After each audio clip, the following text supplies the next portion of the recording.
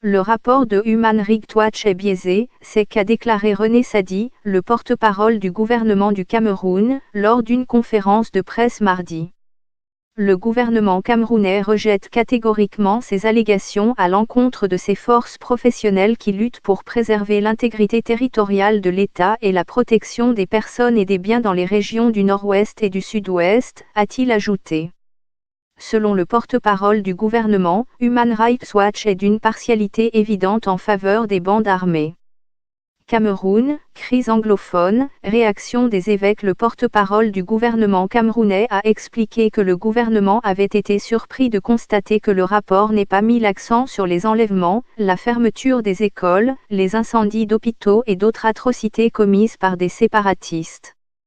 Il a aussi dénoncé une tendance systématique de certaines organisations humanitaires à discréditer l'autorité publique.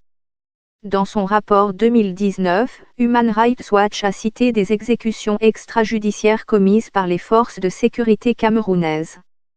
L'Organisation de défense des droits de l'homme reproche également à l'armée camerounaise d'avoir brûlé des biens, procédé à des arrestations arbitraires et torturé des détenus.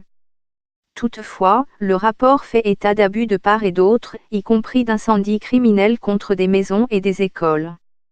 Cameroun, les leaders de la crise anglophone sont libres. Quelques violations commises par les forces gouvernementales. Plus de 420 civils ont été tués dans les régions anglophones du Cameroun depuis 2017, selon l'International Crisis Group. Depuis quelques années, les séparatistes luttent pour l'indépendance des deux régions anglophones du pays. Tout est parti de grèves successives des enseignants et des avocats sur l'utilisation du français dans les écoles et les tribunaux anglophones.